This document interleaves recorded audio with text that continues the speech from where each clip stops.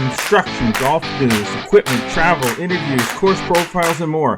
Your weekly fix of all things golf is about to begin. It's the Flagstick Podcast with your hosts, Jeff Potter and Scott McLeod. All right. Well, welcome to the Flagstick Podcast with Jeff Potter and Scott McLeod. Every once in a while, some comic relief kicks into this show, and I tell you, it can be quite crazy. Mr. McLeod here started showing me his coffee cup this morning, and it's an actual mini carafe, but it's not a carafe. It's a coffee mug that looks like a carafe. It's just too. Oh my God, you just can't make this up. You can't. All right, again, welcome to the Flagstick Podcast. Flagstick Podcast is sponsored this week by Srixon Golf. Srixon Performance is more than just a number. It's a feeling, and one that starts at the forge. Introducing ZXI irons with iForged, a groundbreaking achievement in shaping, pressing, and heating that's taken Srixon feel to an entirely new level. ZXI irons from Srixon, how forged should feel. Visit Srixon.ca for more.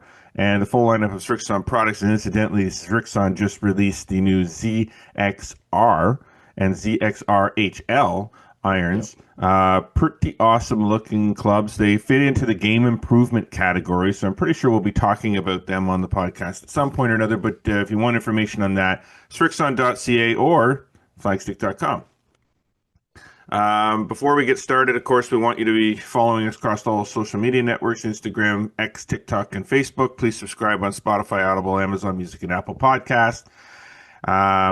And subscribe to our YouTube channel. We're working hard on getting our subscriptions up and our views up and trying to put some stuff up there that's of interest to everybody.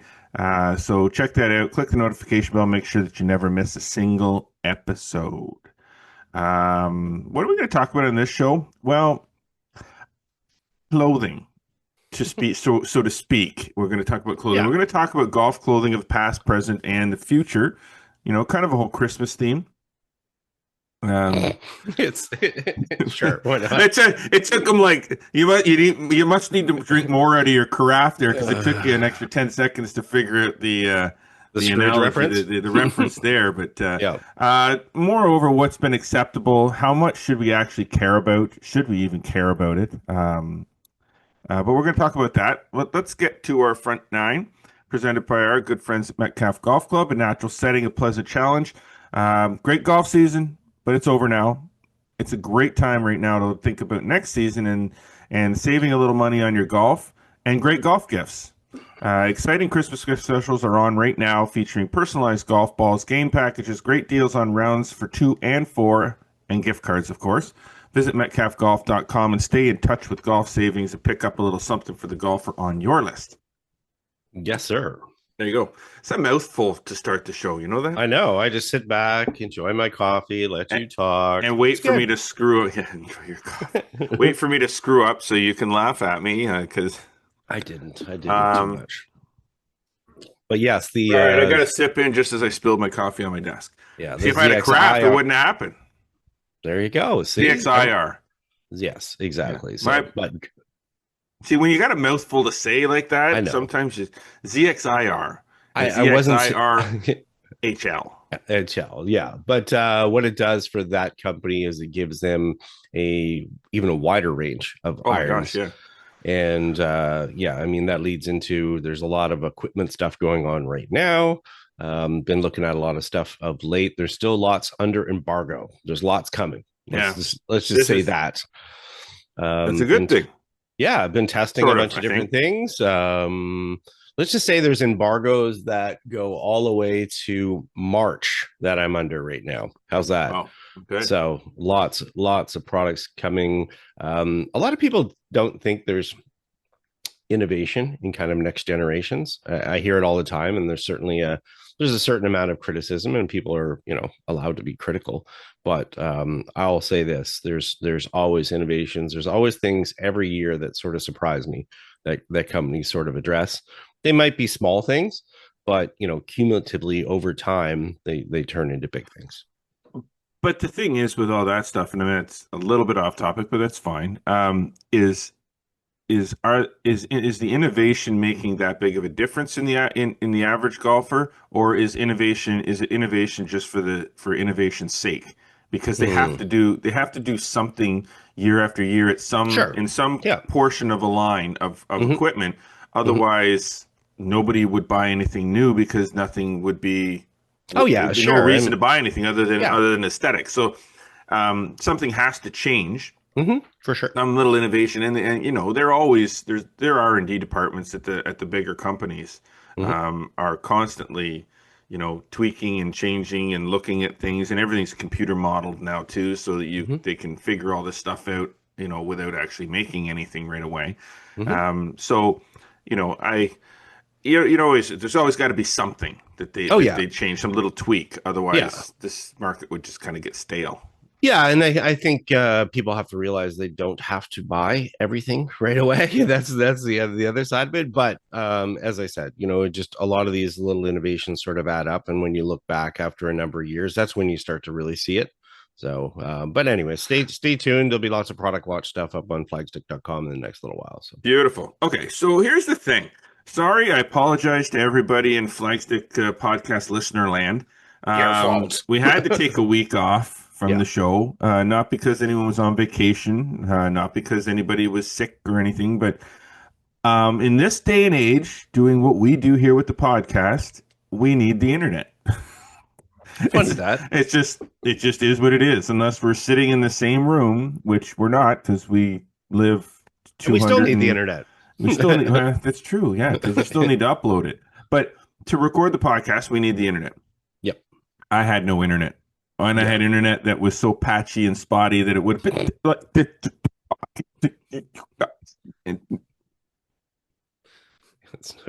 that's what it would have been like. So we didn't do it. I want that clip. I am so going to clip that. So we didn't do it. We just decided, you know what? It's not worth it. Nobody wants to see that. It's a headache. So we took a week off, and I got the internet hopefully fixed. Knock on wood. Let's hope so. Knock on MDF board, because that's what my desk is made of. It's kind of wood, sawdust, glued together. I tell you. But here we are. We're doing it. We're into winter now. Still doesn't mean there's not golf events going on. I don't know how much you've been watching. I watched the Hero. Yep. I did watch a good chunk of the Hero. I don't know what intrigued me about it. I really don't. Maybe whether or not. I mean, I watched on Sunday late, especially because Tiger was on the broadcast, so I wanted to kind of hear what Tiger had to say about things. I think it was funny because Tiger did the press conference before the Hero, which he does. Everybody made a big deal out of Tiger doing a press conference before the Hero. Well, he's the Tiger host, does a press conference before the Hero every year. He's the host. He always does a press conference before the Hero starts every year. So everyone's like, oh, he's going to announce that he's playing the Champions Tour and he's going to do this event. And even that, some people didn't even listen to what he said in the press conference, because I was getting text messages and emails saying, did you hear Tiger's going to do a combination of 25 events on the PGA Tour in 2026? And it's like, no, he's not. He was kidding. He said that and he goes, yeah, like, and he was laughing about it. It's just like, right now, I just want to try to play some golf. Like, I actually literally just started chipping and putting, and you know, after the surgery. So no, he's not said that he's going to play the Champions. Like, well, he did technically. He did technically. Yeah, I guess technically, if you only listened, they heard what they wanted to hear. That Tiger was going to play the Champions Tour. I'm sure that Tiger will eventually tee it up on the Champions Tour and play some events. I don't think that that's going to be starting in January. No. TGL is coming up. Maybe he's planning on playing some TGL or just being on the sidelines, hanging about. Yeah, like, just, you know, I think for Tiger, if Tiger can just get back to, you know, being able to hit a golf ball and walk around, maybe his target is the PNC or whatever. Yeah, no, I don't even think that's happening. So at this point, crazy. But you know what? The Australian Open. I did watch a little bit of the Australian Open. Yeah, which I love. I mean, Royal Melbourne was incredible. So, nice golf course. Yeah, it was good. The fans were out. Great turnout. Amazing golf course. Yeah. So yeah, that's always fun to watch. Although, man, those late night tournaments. I know. It's like, I stay up late anymore I do anyway. too. Like I I do really too, do. but Like I mean, yeah, 2 o'clock is probably the latest that I stay up. So I mean, I probably would have yeah, had to pull a little bit of an all-nighter to watch too much of the Australian Open, but yeah. um, so yeah, no, the Australian Open I watched a little bit of. The Hero I watched a good chunk of. We got Q schools that are going on right Yep. now. Grant Thor- Livelihoods on the line. Mm-hmm. Um, and the Grant Thorntons this week. It is. I do like that one. I probably will watch a little bit of that one as Yep. well. It got a lot of Christmas related stuff going on, and I just can't sit my butt on the couch and watch golf. Got stuff to do. Well, it's pretty much done after this. There's not much, like you said, PNC, and that'll be pretty much it. So it'll be a Christmas break, short of sort of some specialty stuff and things that are going on.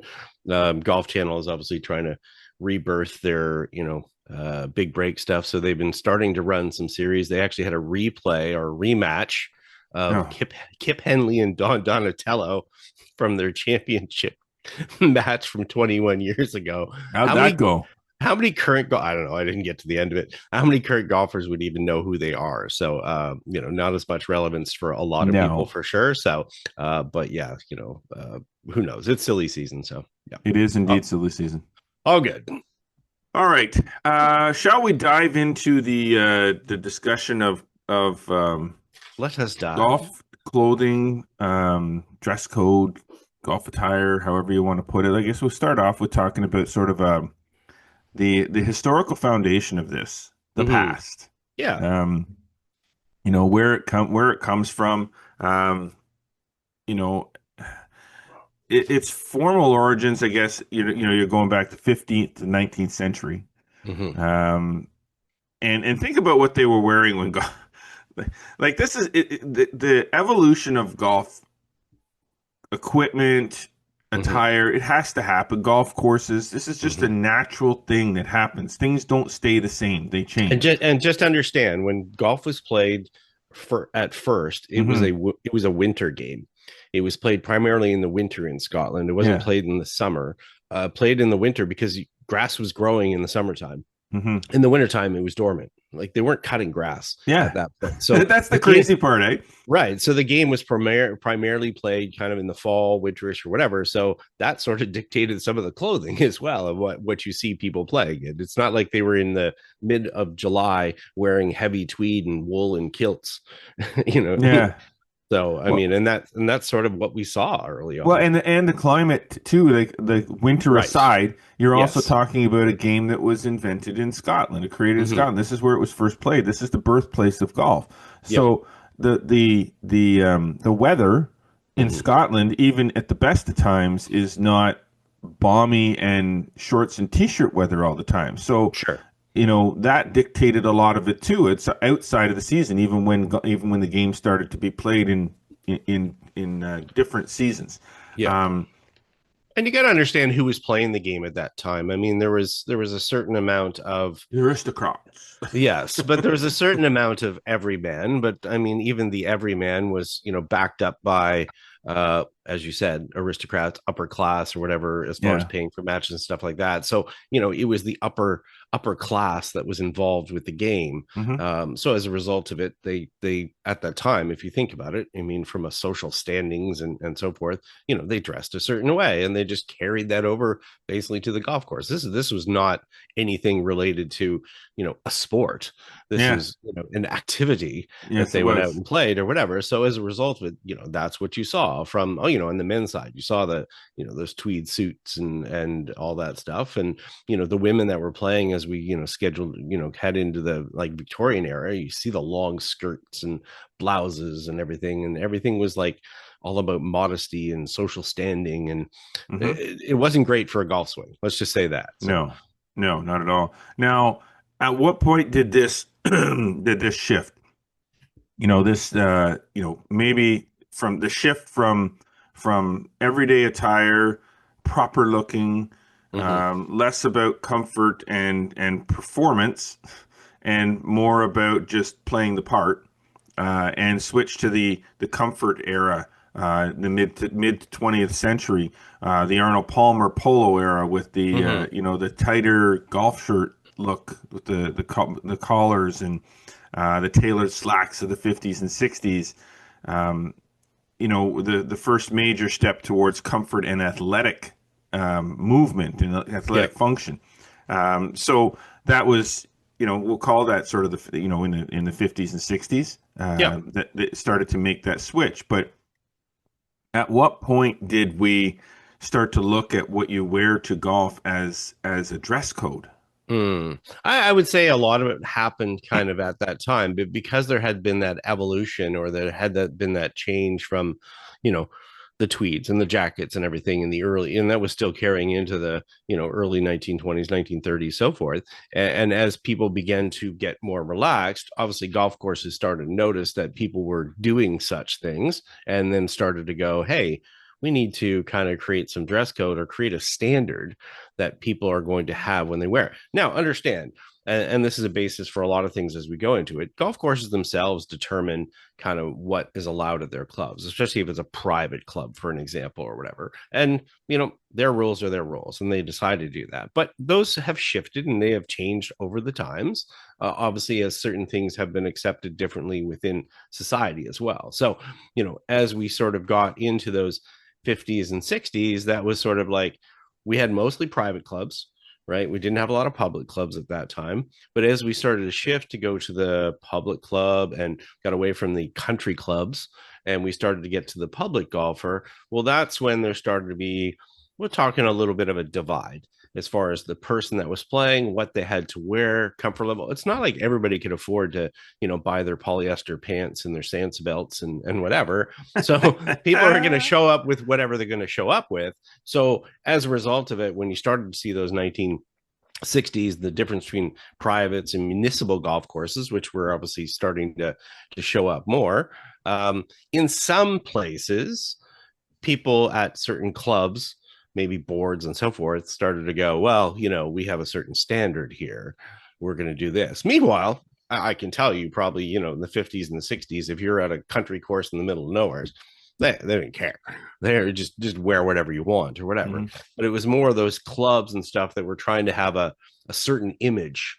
They were trying to uphold traditions and so forth and be exclusive. They were using that as a barrier to kind of keep people away. So they sort of set their own rules and started to create dress codes. So you started to see that at golf courses. So this is the thing, though, when you talk about that with the private golf courses, and you talk about them having their boards set a standard and following the traditions.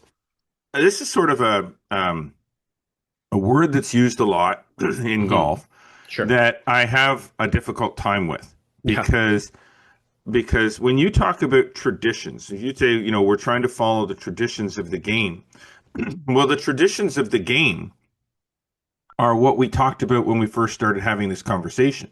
Right. Traditions of the game are long skirts for the women and wool coats and even going into the Bobby Jones era and the Harry Vardon and Francis Ouimet. We've all seen movies. Sure. We weren't there, so we don't know for sure what they were. We've seen movies, we've seen images, we've seen pictures of what they're wearing with the coats and the ties and the knickers and the plus fours or whatever, and the spiked shoes, and like we've seen pictures of that. So if you're going to talk about traditions of the game, you can't just go back to the era that suits you and say that's the tradition of the game, because the tradition of the game goes back much further than that. So you got to make sure that when you're speaking of traditions, that you're not going to just the timeline that suits your argument or your conversation. You've got to look at it and say, okay, well, upholding the traditions of the game means going back to almost to when it began and looking at that as tradition. Yeah. If you're talking about upholding a dress code or an image, that's a completely different thing, right? So yeah, there's traditions of convenience. Yes, exactly. I guess that's what I was getting at. The traditions of convenience versus traditions, because the traditions, if they want to take hockey back to the traditions of the game, where they got to use straight blade wooden sticks and no helmets and they had to pass the puck forward. They couldn't pass the puck backwards. that's a tradition. That's Yeah. tradition.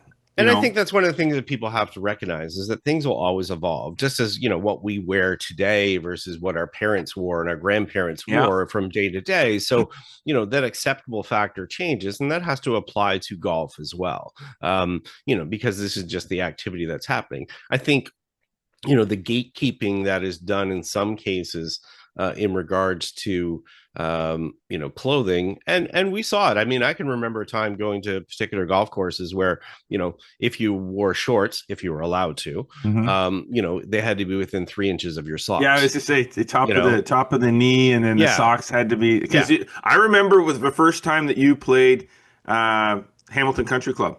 And and I believe, if I'm correct, that they still had the rule that if you wanted to wear shorts, then they had to be within 3 inches of your the top of your socks. Yeah, you had to have knee socks, and that wasn't uncommon for those certain clubs that were that way. And again, they have the right to set their own rules, but what they began to understand is that having the exclusivity and the tradition of convenience would start to harm them from a business standpoint, because not everybody wanted to be doing that, because comfort level, you're going out to enjoy yourself. You're not going out to dress up in a costume, although obviously that can be argued when we talk about golf and the golf costume as it is.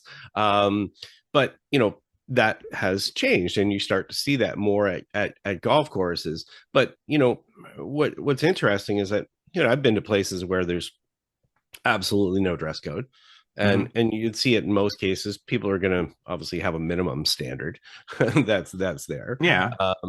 But I've also been places that are super strict dress code. Did the experience be better at one or the other, or those people be better because of the clothing they're wearing? Not necessarily. Some of the people that were wearing the super, I've got to wear this clothes or whatever, were no better humans than the person that's in the jeans and the t-shirt. So it doesn't make you better just because you're wearing the costume. So it doesn't necessarily mean that your club is going to be better. But again, they have the right to set that standard. But it certainly has changed, and fashion is changing. Fashion is evolving. I mean, all we have to do is look at our own kids and look what they wear and look what they're comfortable in on a regular basis. And if you're trying to have this game continue, and I'm not saying grow, I'm saying continue, you have to have some adaptation to what the accepted norms are these days for what they wear. And again, I'm not saying they have to have one thread of clothing hanging off them and that's it, but if somebody shows up and like I've seen neatly tailored jeans that look better than just because somebody's got khakis on, that all of a sudden have stains and whatever, just because it's khakis doesn't make them any better, or it doesn't make them behave better. And I think that on this point of this part of the discussion, when we're talking about setting the rules, I think that the bottom line is that the golf industry, which is what the next part we're going to kind of get into a little bit, is some of those things that are debatable. When you're talking about public versus private versus semi-private versus municipal, however you want to put it, a private golf course has the right to dictate for themselves what their dress code is, whatever they deem it to be appropriate for their facility. And if you want to play there, you have to adhere to that. At the same time, any public golf course or semi-private golf course has the right to do that as well. Therefore, there's no standard for that. So if a golf course, I mean, I can tell you right now, if I owned a golf course right now and I owned a public golf course, there would be a limit to what I would allow for attire. I'm probably not, big on the crested or the silk screen T-shirts and with the vulgar sayings and stuff like that on them. Like, I'm probably going to draw the line. I'm going to draw the line on other rules aside from just what people wear. I think one of the things is it's not making other people uncomfortable and interfering with their play. Now, because everybody's out there to play, and there's a lot correct. of different ages, and so you've got to take all of that into account when you say this is what Correct. you're allowed to wear here.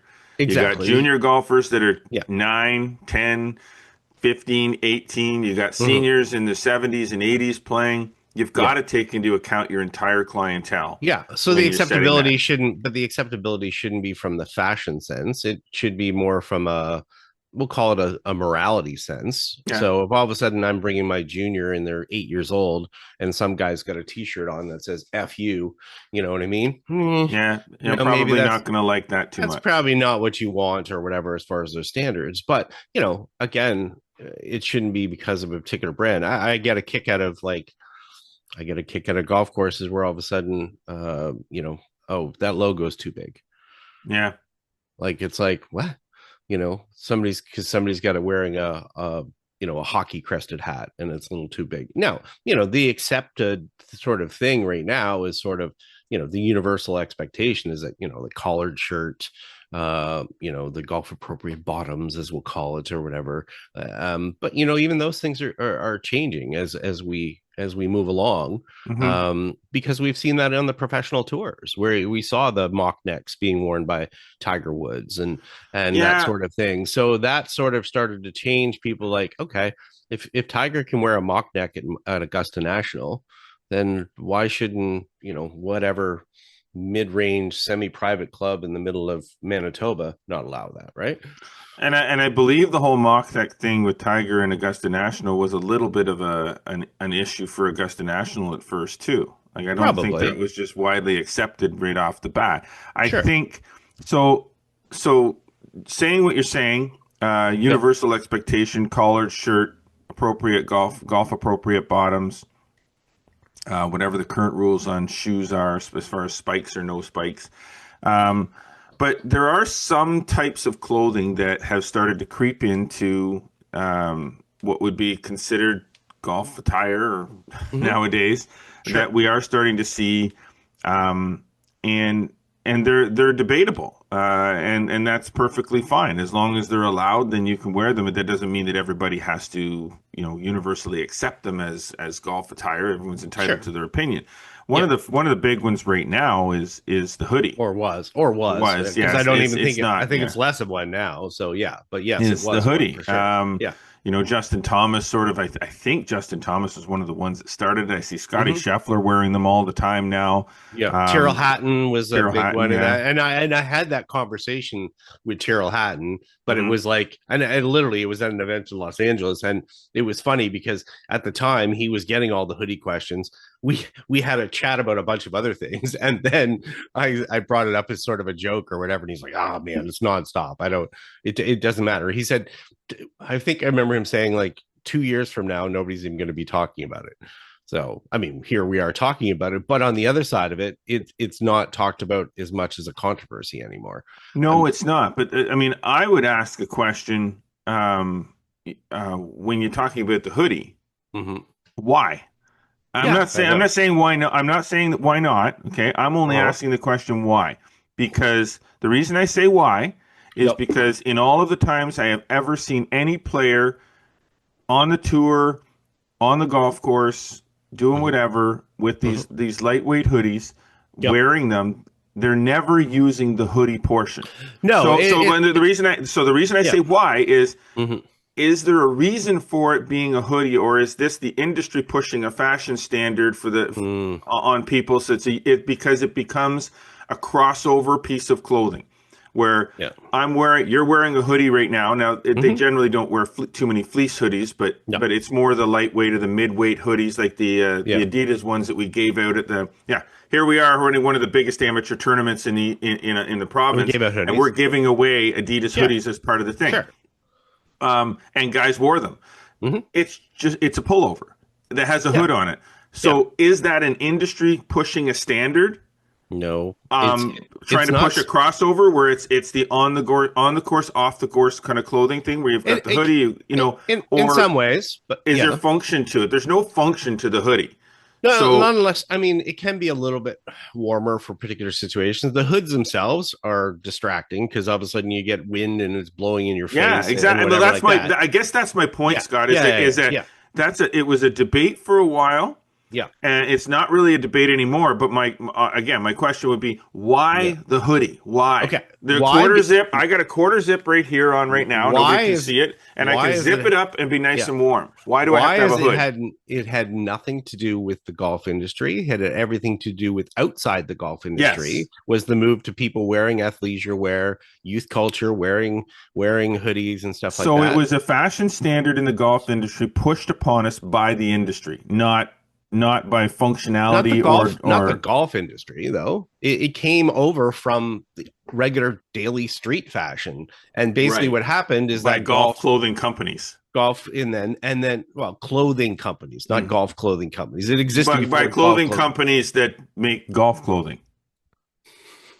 Okay, I'm just saying. I'm I'm just getting saying. there. If I I'm could get getting there. somebody to buy a hoodie, I'm and getting there they, with it. What it came from non-golf industry, and then the golf industry, as far as clothing companies, realized that that was something that was wanted by the golfers, by the people that were playing, because of the growth in the athleisure, side of the business, and then as a result of it. So it's not a matter of pushed. It was pushed onto the companies because that was what people wanted. Then of course the companies of course are going to say that's an opportunity from a sales perspective or whatever, so the but it's not golfers were asking these companies for hoodies. correct. Yeah, that was a big thing from that side of it because they were wearing them anyways. They were wearing non-golf brand ones out there. So the golf brands all of a sudden go, oh, well, people want to wear these. They wear these on a regular basis, so forth. So it became an opportunity for that. And it became an accepted standard. I mean, I saw a kid last night. He was warming up in volleyball and he was wearing his hoodie. Now the coach was like, okay, you need to take that off or whatever for functionality purposes or whatever. But, if things happen outside, because that's where things happen. I mean, the polo shirt didn't show up at the golf course. The polo shirt showed up outside the golf course. Mm-hmm. It became the accepted standard. So that's what happens as far as these fashion trends are concerned. And we'll get into more of them as we get through there, as things are done in society outside of golf, because golf is a small portion of what Mm-hmm. happens in the world. So everything that happens in golf is usually a reflection of the regular industry. Yeah. That's why we see changes in the looks of shoes and pants and shapes of pants, all that type of thing or whatever. So golf is just a reflection of what is happening in society at the time, just as it was in the traditional era when these people are wearing tweeds and all that stuff or whatever. That was just a reflection of what That they was were everyday wearing. clothing. To Right, them, exactly. it wasn't golf attire, it was everyday clothing. So they went from whatever they were doing to going golfing wearing the exact Exactly. same clothes. Exactly. You And what know, you're seeing now is a lot more people that, don't want to have a uniform from a golf perspective. mm-hmm. Although it's funny because once everybody sort of accepts it and start doing it, it starts to become a uniform. So you start to see all the kids wear the Yeah. hoodies on the golf course or whatever. But they didn't want to look like those, traditional, hey, you're a golfer, you're out wearing stuff and somebody sees you and oh well, yeah, you got your golf clothing on, you know what I mean? It's sort of like, okay, here's what it is. So it's just a reflection of society. And the problem is that a lot of times in golf is that we somehow think that golf is separate from society, but it's mm-hmm. not. So the thing is that yes, golf can influence, but more often than not the influence is coming from regular daily everyday life. Yeah. No, I hear you. I do hear you. I mean, I'm not going to say a traditionalist, but I am. For me, Mm-hmm. when I go to golf, if Mm-hmm. I have two schools of thought or two ways that if I'm going to go play golf, and I'm booking my tee time, I'm traveling somewhere to go play golf, go play 18 holes somewhere. I'm generally putting on my traditional or my universally expected golf attire. I got my golf shirt on, maybe I got a Mm-hmm. vest, or Sure. I've got my shorts on or my pants or whatever, and I feel like I'm looking like I'm Sure, ready but to play golf. that's your personal choice. And then I have my right? rounds where I go and I play my 2 or 3 holes or 4 holes across the street at Metcalf at 7 o'clock at night. Mm-hmm. And I can tell you 100%, very seldom am I dressing to my finest golf outfit. I'm generally just, if it's summer, it's shorts, but I'm probably just throwing on. So that's the thing. Shirt. It's so, clothing can be situational as well. People have to realize it's not one or the other. So there can be different standards for different things. Like I don't bristle if I have to go to a high-end country club and wear certain things. I don't bristle if I have to go to a PGA event and I have to wear particular things because there's clubs allow that. I don't sit there and and get mad and be, why do I have to wear this stupid thing or whatever like this? That's not really the case. But I'm happy. I'm not the one that's going to be dressing all the way down, but that's just a personal choice. But I'm not gonna push my personal preferences on someone else, because you're not going to push your music on someone else. Someone's not going to put their music on you. That's their choice. So we can't create a standard in that way. I'm not saying there can't be particular standards, because again, we're still talking about facilities that get to dictate what is allowed on their facility.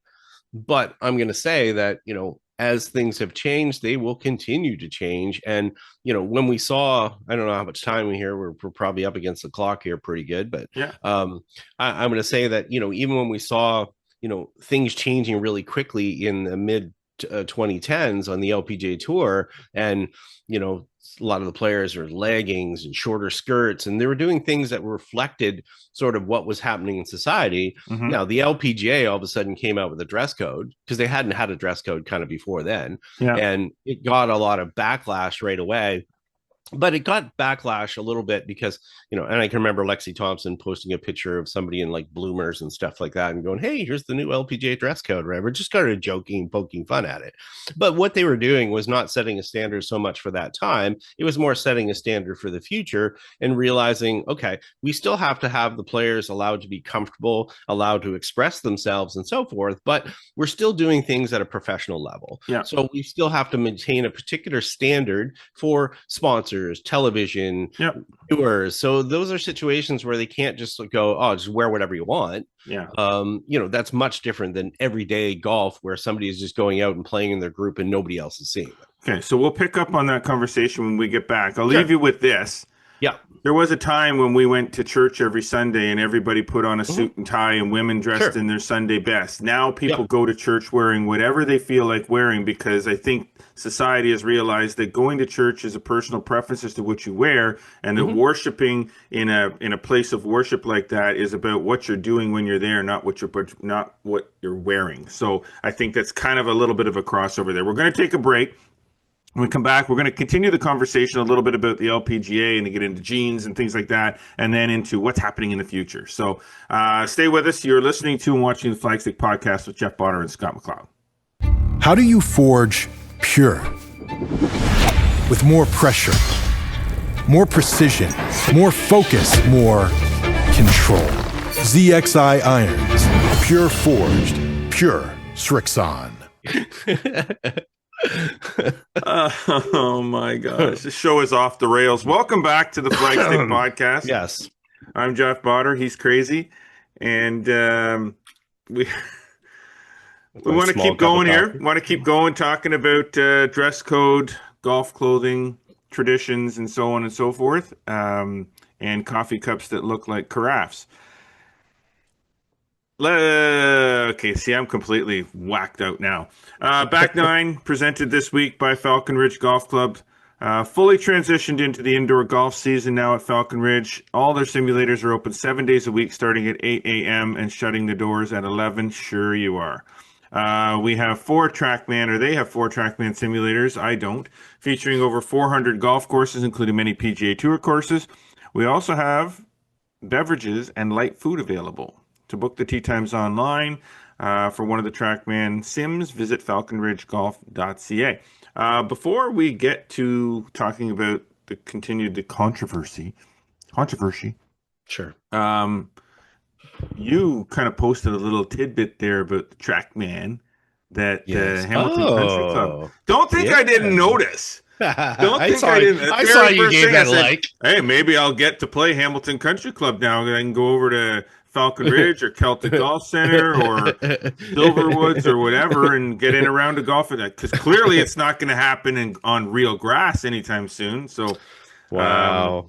I mean, look at the announcement of it being on TrackMan. I'm sure that's Look. great for you. You can play it at home, but you've already played the golf course about 4 times in your life, so it's not 4. really that big a deal. 4. Oh, okay, stop. You need to stop it now. My anger elevation during this holiday season is going to reach an all-time high. We will make that happen. We have some friends there, so we can make that happen. You just got to be willing to make the next trip. time you're up in Toronto, you're going to call me and say, by the way, just so you know, I hate to do this to you, but I'm at Hamilton Country Club again. No, that was last year. Yeah. No, I know. Okay. Okay, I'm calm. I'm zen. Okay. Sips of coffee. I'm ready to go. All right. Ready for the back nine. So continuing the conversation about clothing, and in particular, let's just get into the LPGA thing for a little bit. Sure. I don't want to dwell on this one too much because I don't want to get into trouble. But here's the thing. With the LPGA, and we talked about the clothing that they wore when things started, when they instituted the dress code, and things were getting a little bit maybe too controversial. And then you look at what they wear on the LPGA Tour now, and it's a mix. Some of them are wearing, the capris, like Brooke wears the capri pants. That's kind of her thing. Some wear the shorter skirts or skirts, or the skirt with the compression shorts underneath. And it's like, okay, I understand that some people look at what they wear and say, oh, that's a little revealing kind of thing, but they're not. Okay, they're wearing compression shorts underneath these skirts. They're designed partly for fashion and performance. I mean, honestly, if I had the freedom to swing, you know what I mean? And like, you'd be wearing one? Merry Christmas, Jeff. I'm not saying, I got you for Christmas? No, I'm just saying that if there was a piece of clothing that kind of fit the bill, that was high performance, that allowed, I mean, if you've ever worn compression shorts doing any sport, whether it's running, I used to wear them when I was in the gym. I used to wear compression shorts all the time. I never wore them golfing because it was never really an issue, but I wore them playing tennis. When I played tennis, I wore they're super freaking comfortable and serve a purpose. So I don't really see the big deal myself. I honestly don't. Now, I know on social media we see a little bit of the exaggeration of that. That is different. That's different that's not the LPGA Tour. Clicks. That's for clicks. That's for likes. That's for making money, revealing things that maybe, or opening the door to things. That is not the LPGA Tour. That's not what they're wearing. There's no thongs going on there. There's like it's okay. So I don't have a problem with that sort of thing. So I don't really see what the big kerfuffle about it is, to be honest with you. No, and I think and like I said, I think what happened was, the tour just decided to set a standard at that certain time. It wasn't like a lot of people had to change what they were wearing at that particular time, because it didn't kind of go over that line as it was. It was just, I think some players bristled a little bit in the fact that they felt like, oh, okay, the LPGA doesn't trust us, and they have to set this standard or whatever. But eventually they realized, okay, they're just setting a standard, so they have a standard, and that was fine for the particular reasons or whatever. It didn't really affect what was going on there. And players are obviously, want to be comfortable out for there. For sure. So the big one that sort of has always been a major debate amongst the dress code is jeans. Yeah. And you know what? I'll address. There's the two. Okay, let's just talk the jeans, and I'll mention the other part that's in here, which is not really a controversy anymore, anyway. So, but yes, the jeans. I mean, I can remember working at a golf course where jeans were not allowed, and I had to enforce that as a pro shop manager. And people would come in, and they'd have these nice, tidy jeans, and it just happens to be made of a jean material. That's really what it amounts to as far as the pants are concerned. They weren't like they were jeans with, ripped, holes in the knees and stuff like that. They probably looked better than some of the other pants, but because they were jeans, I had to politely say, sir, we have a We have some rain pants in the back here that you could put over top of those, Rain pants. Yeah. unless you have a pair of pants. Yeah, that's the funny part, right? I literally had to go and get people to cover up the jean material with crappy baggy rain pants, right? That we had lying around in the pro shop to make it look better and not be offensive in some way. And certainly I never believed in that for sure. And the funny part is that, you know, I've seen golf courses where it's blue jeans. If they have black jeans, it's fine, but blue jeans is not. This goes back to, you know, blue jeans and their origin as a working person's material. You go back to miners in the mid 1800s. If you look back the origins of like Levi's and jean material or whatever, they were known as a durable material. They were a working person, stuff like that. And that was the root of everything. It wasn't the appearance of them. No, it was that, oh, that's the other class. And the other class wears blue jeans. So we can't have that. And somehow that's still carried through 140 years later to being at golf courses at that point where people are like, no, you cannot wear blue jeans, you know? So it's like, the funny part is if you ask people, why are blue jeans not allowed or jeans not allowed? They really don't know. Most people don't know the explanation you just gave. Yep. Most people don't know that's why blue jeans aren't allowed. And look, let's be honest about something. If you've ever wore blue jeans playing golf? It's not comfortable. Not comfortable. Exactly. So the fact that you're doing it and it's, you know, I just got to be honest with you. Like if you're wearing blue jeans playing, there's nothing comfortable about blue jeans playing golf. They're self-regulating. Yeah, you know what I mean? Really, you don't need a dress code against them. Nobody should be wearing them because they're the least comfortable pair of clothing that you could wear playing golf. At any time. They're not warm. No, but they're not. I mean, they're not cooling. No, but they can be a little bit warm, and in that aspect, I've seen golf courses that don't allow them. But once they get to the end of the season, where it's outside of the normal season, then it's permitted. I don't find anything about blue jeans warm. The thing I wear the least when I go snow blowing snow or shoveling snow is jeans, because when they get cold, they get cold against your body. There's no heat. Anyway, I digress. Yeah. The point is, for the thing that has the most amount of controversy over the years about golf attire is probably the least comfortable thing that you can wear playing golf. And like you said, it's self-regulating. Yeah. And the thing is that when we start to look at, you know, some of the modern wide leg jeans, the more, you know, sort of skateboarder styles and whatever, people don't like them, you know, or people rail against them just because they don't like that particular part of, you know, skate culture or whatever the case. It has nothing to do with anything real. So you wanted to touch on the second part of that, which was sneakers, I imagine. Yeah. And here's the thing: for many, many years at golf courses, like it was mandated that you have to wear golf shoes. Which back then nobody could afford. Well, I always thought it was a kick, because then it'd be opposite. If you're a caddy on a tour or whatever, you're not allowed to wear golf shoes. You have to wear sneakers. You have to wear flat-soled sneakers. That's a regulation on the tours when you're caddying or whatever.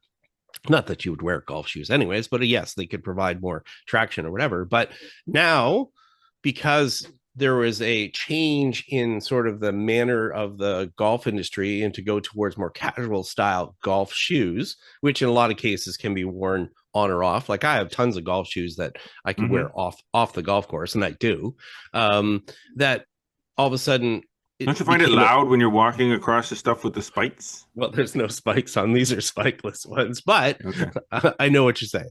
But what happened though is that this sort of disappeared, because people realized, oh, it's actually no harm. And a lot of cases, people are new to the game and are not, you know, don't have $200 to throw out for a pair of golf shoes. So they're just going to wear sneakers. Yes, self-regulating in a way, because if they don't have, you know, extra traction, they can be, you know, less performance, right?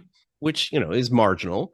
But in the other sense, it's like, okay, this has become a non-issue to the point of, and that's why I included it in there, because there's something that, you know, for years at a lot of places wasn't allowed.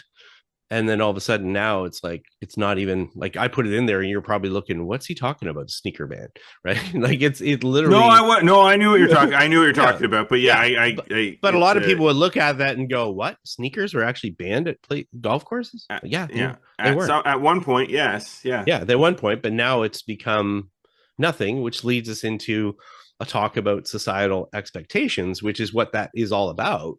It really is. That was a societal expectation that you had to wear your golf shoes on the golf course. And I guess the thing is when you really take a look at the whole argument or the whole discussion or controversy or whatever, however you want to put it, it's some people trying to create something specific for their sport, for their game. It's like we want something to separate us from going and baseball has their uniform, hockey has its uniform, basketball, even basketball. I mean, there's a pickup basketball. You see people are wearing something specific. There's a uniform for all these sports. If they let golf become a whatever you want to wear situation, are they allowing themselves to golf not to have its identity? And I think that's where your traditionalists, if you will, that are trying to fight that a little bit and say we have to have our uniform. We have to have our universally accepted way of looking when you play our sport. And I think that's and look at. There is nothing wrong with wanting to have that. The thing is that golf is something that is has different.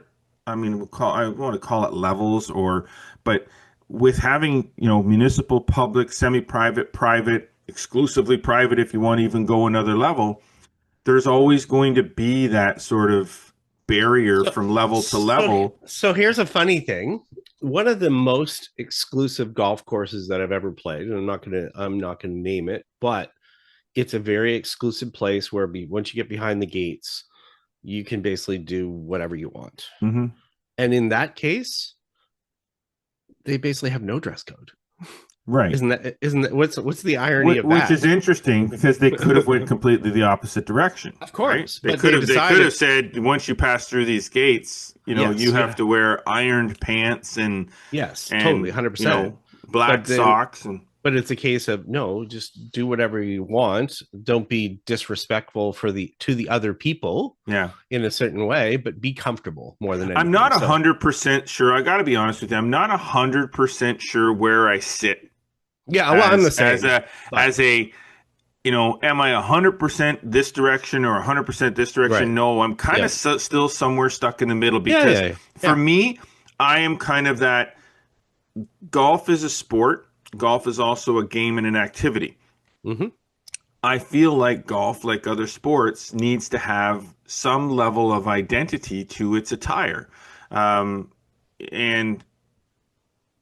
at the same time, I don't want to alienate people who don't have the money to spend or want to spend the money frivolously on a golf shirt or a pair of golf pants or a $400 pair of golf shoes when they just want to play golf. So I understand that side of it too. It's really difficult because I don't want to tell somebody who's basically living paycheck to paycheck who wants to get that one round of golf in a week that costs them $100, that they have to then go out and spend $500 on the clothing to go along with it. Like I guess that's that's kind of the weird dichotomy that's there. Because if I look back and I think of a place where you used to play and I used to work at Bell Park, which is gone now, City Golf Course in Kingston, there's sort of two sides of it. There was one that people wore what they wanted to be comfortable or whatever, and did that as well. But there was also an aspect if you're a junior to be aspirational because you wanted to fit in.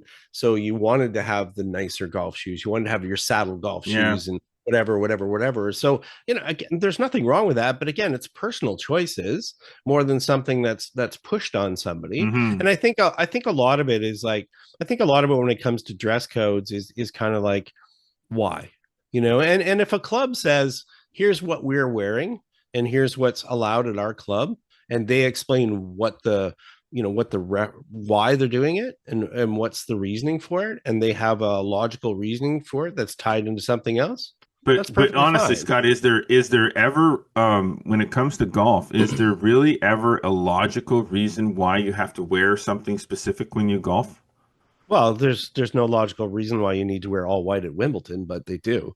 So That's different. That's Wimbledon. Like, I mean, I know what I'm saying is that, but there's no, but that's the thing. You just said if they have a logical reason for, if they say this is what our golf attire is, and they have a logical reason for it. Well, there's no right. logical reason That's why what, you have to wear but white that's what I'm, at Wimbledon. but That's that's what what I'm I'm saying. It's also, like, so what's the, like, that's what I'm also saying as well, is like, how do you explain that? Like, why do you explain that? Or what is the why do you behind need to have a why? If no, if I own Jeff Botter Country Club and I say you have to, sure, to play here you have to wear blue pants and a blue hat, sure, and orange your club, shoes, and you want your to play my club. golf course, I don't have Yeah. to explain to you why. I don't have to No, tell you why. You just, if you want to no, play here, no. it's it's an awesome golf course. It was designed by me. It's more a curiosity more than Yeah. anything. So I mean, I guess when it comes down to, and you said about, different things, I mean, there's two sides of it. When you talk about that societal expectation, and we lead into growth and kind of the future and stuff like that, it's like, okay, respect is one thing, Hmm. but it's like, what image are we trying to take? As you mentioned already, and you explained, traditions, like, traditions aren't what happened last week. you No. know Traditions are things that happened a long time ago. So obviously not, we're not preserving wearing wool coats and doing whatever. So, No. that's hard to argue I don't that, even as want to far as try that. no, me neither. It's fine. I played in a shirt and I did. tie. I played in a shirt and tie with it You know, tucked in, the old yeah, school, and I yeah, played in the the plus hickory. fours, and those plus Yeah, fours are quite comfortable. I might add. they're quite fine. But I mean, again, it's like, if you had to play every game, like everything like that, that's the side of it. Is like, if we want the game to be enjoyed by more people and not be a gatekeeper based on what you're wearing, then there has to be some relaxation, right? Mm-hmm. But what level does it come down to? I mean, seeing kids that all of a sudden, I great example is, my daughter and her friends. My daughter's 19 and she has friends that are the same age, and they'll go and play at a particular golf course. And if they get eyed up from what they're wearing, like right away, like first thing or whatever, that doesn't, and they're respectful Mm-hmm. for what they're wearing. But if they're the first people that people look at from a fashion stance, as far as the pro shop being, oh, okay, what are they wearing, and they're out there, how does that make somebody feel? And does that make them feel welcome from a Nope. business sense, Nope. I and wouldn't want to go back. Right. from a sporting sense? And if you're being judged based on that, that creates some difficulty. And I'm the same way as you. I'm somewhere sort of in between. And again, it's like, okay, what can you wear that's not offensive, but what defines offensive, and what's your minimum standard that you want to go with? So I mean, this is kind of where we're at now in 2025, but Mm-hmm. where do we go from here, and what are we expecting to kind of see? And we're going to see other things that are going to happen over the years, and they're definitely going to be a reflection of modern society. I mean, you just have to go down the rows of the PGA show and look at the clothing that's there now, be it shoe styles, be it Mm-hmm. whatever, and they're totally different than what they were, 20 years ago, Yeah. right? But it's like, okay, what is the difference between fashion though and code, as far as what's acceptable more than anything? We're definitely going to see some more things, but where do we go from here? Well, I guess that's the big question. Is if you look towards the future of golf attire, I don't think it's possible. Nowadays, I don't think it's possible to predict where they're going to go with this. No, I probably really not. don't. I am. If you I'll be could, you'd honest. make a lot of money. I am not one that buys into all the performance aspects of clothing. With respect to, I do buy into the technology that they, the moisture wicking and the breathable and the UV protection. I buy into all the fact that is possible from a Oh, for research and sure. development point of view, that they're making clothing that has that. Nike for the longest time, their golf shirts, they did a whole line with the body mapping stuff, and that was all, Hmm. down between the shoulder blades and stuff. I get all that. From Hmm. the standpoint of, does that help you play better golf? I would say They might minimal. say yes. I might say I don't think so. I think you could probably wear pretty much whatever you want and shoot the same score. Yeah. At least from my perspective, I don't play any different no matter what I wear. I play the same. I could wear the most expensive friggin' I'm gonna get you a golf there. snowsuit and make you play golf in that. You know what I'm talking about. I'm not talking about bulk. I'm talking about the difference between wearing one thing. And I'm not trying to get into trouble with some of our sponsors either, because that's not the case. There's a difference in how certain clothing feels when you wear it. Sure. I'm not so sure that there's a difference in how I play when I wear different clothing. So if I put on a really nice golf shirt, like a more expensive brand name golf shirt, I can feel the difference between that and the Walmart special. Sure. But I don't play any better with one or the other. But I definitely feel the difference and would be more comfortable wearing a nicer piece of clothing for 4 hours. You might be a little bit more confident and stuff as well, because you're more I mean, but look, we're all prideful as far as what we're wearing and stuff like that. So So where is it going from here? That's the thing. Like where we look at, shoes are always evolving. There's different sole patterns, different spike patterns. I mean, Puma has come out with a crazy spike pattern on the Fusions, like with the like crazy looking, and then a performance aspect to it. FootJoy, I know, has some different stuff that they've come out with that is supposed to help you ground yourself better, like Squares, use the ground. Squares has that stuff. Yeah, Squares has that. Like, there's all this stuff. Yeah. But where does it go from here? Like, this is like golf equipment too. It's like you can't make the club any bigger. You can use different materials, different mixes of materials. There are rib patterns inside the head, like all kinds of different stuff. I mean, we've seen some things as far as technology, and shoes is a great example or whatever. I mean, we saw the ones that had, they were called wedge shoes, and I remember those in the 80s and the 90s or whatever, which were deemed illegal because they were performance enhancing in a way where it directed how your foot was working. So manufacturers are still going to look at golf shoes from a fashion sense, but they're also going to look at it from an equipment sense. Squares is another one, obviously from a fit standpoint. Obviously FootJoy is bringing back a fit program. There's lots of companies that are always looking at it all the time. I mean, I was just looking at the 20-year evolution of like the Adidas Tour 360s and how they have changed, and the spike patterns have changed, and everything has changed in that. So that is going to continue to evolve. We're probably going to see some more technology work into things. I mean, we saw that a few years ago. Smart to Move was the first company to put like sensors inside the shoes. Practicality becomes, and cost and so forth becomes difficult, but we're definitely going to see that. We see more people now wearing things like BOA. I love shoes. BOA. Yeah, I gotta be honest with you. I know where that originated. I know the patent ran out on it, and everybody's using it now. But that BOA is like, I love that BOA because hey, look, I'm lazy as But again, that's a technology that you wouldn't have thought of 20 years ago that would be accepted. And now you see people with skates and other stuff like that. You're going to see, as things go with like, and we've seen it already, like UV protection. We're seeing that more, and we're seeing people with kind of longer sleeves, cooler fabrics and things like that. So when it's 40 degrees out, because obviously the summers are getting a little bit hotter, we're going to see more temperature regulation. I will say, from a technology standpoint, probably one of the only pieces of technology in clothing that I ever actually used on a regular basis that I felt actually did really work was the AdiCool, where they put the little bumps inside around the collar and stuff. And when you had that shirt on, you could feel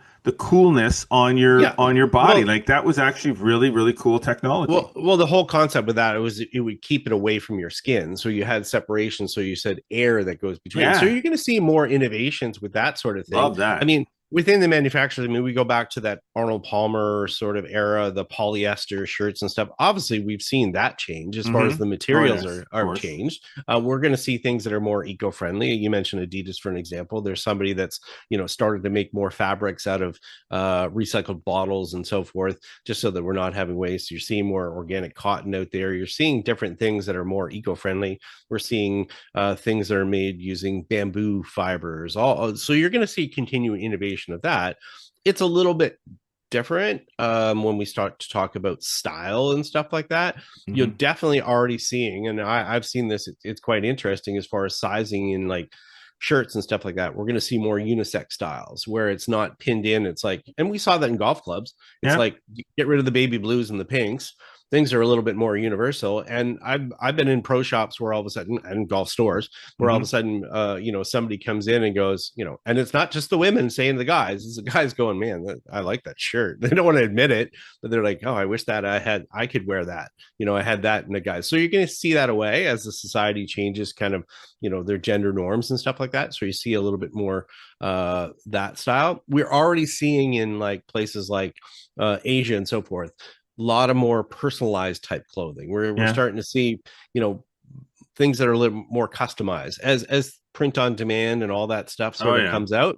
People are able to do kind of, they're able to express themselves a little bit more. They're able to have different patterns and different things. And we're not talking just loudmouth stuff here. We're just talking about, something that looks different so that everybody doesn't look the same when they get to the golf course. And again, that's just a reflection of what we see in society.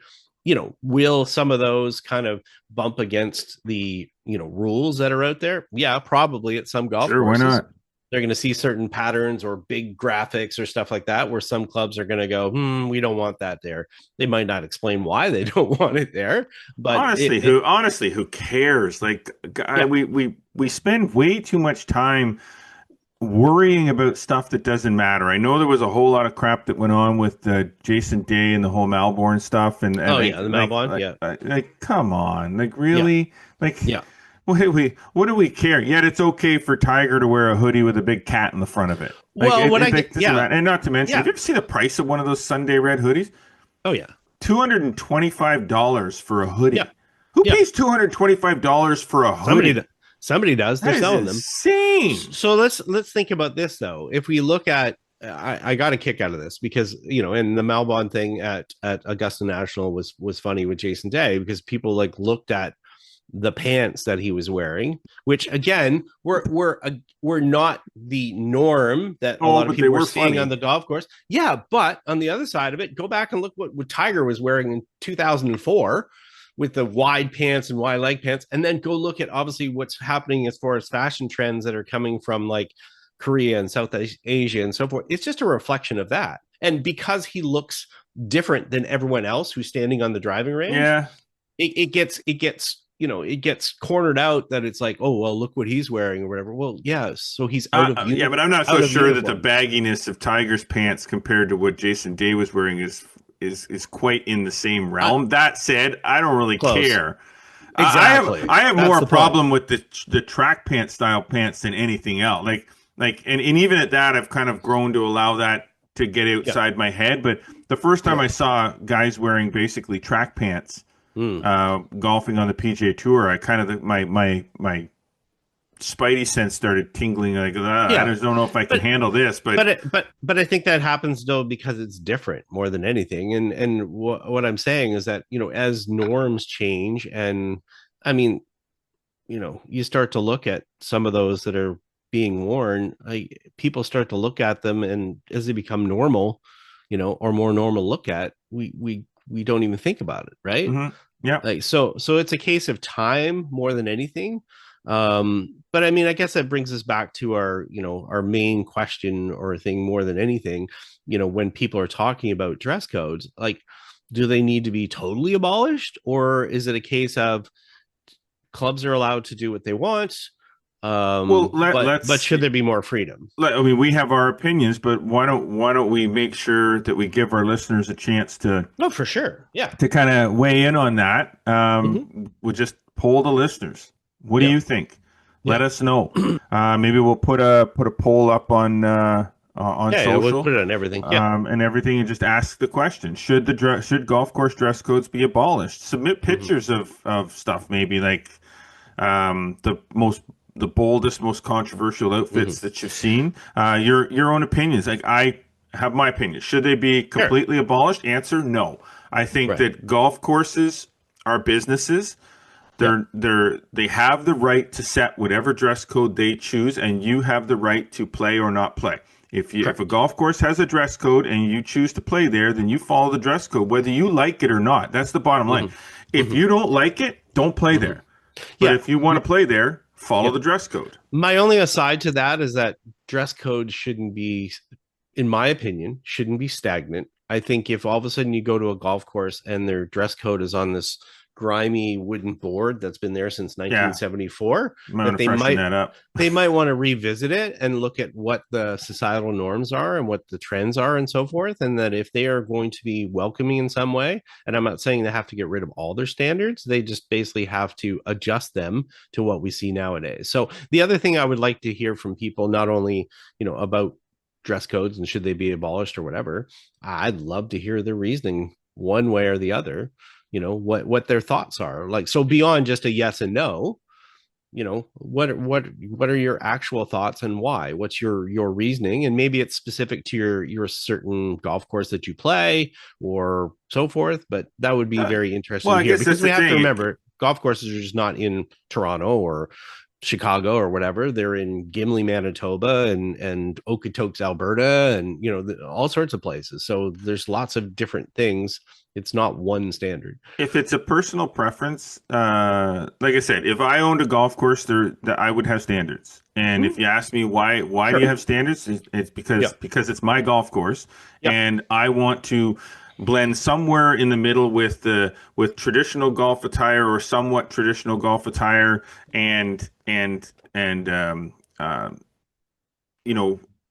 coming off the street, like just I want somewhere in between. I'm going to be somewhere in between, and that's just how I feel. I feel like golf needs to have somewhat of its own identity at times, but it's a time and a place. So if you want to play public golf, or if you want to have the rule of wear whatever you want, then wear whatever you want and go to that golf course and play. I'm the one that's alienating myself by saying my dress code is, well, no, seriously, if I'm a golf course operator and I say this is my dress code, if you don't like it, don't play here, then I'm the one that is limiting my clientele. That's up to me. That's not up to you. That's not up to this person. And I frankly do not have to explain myself.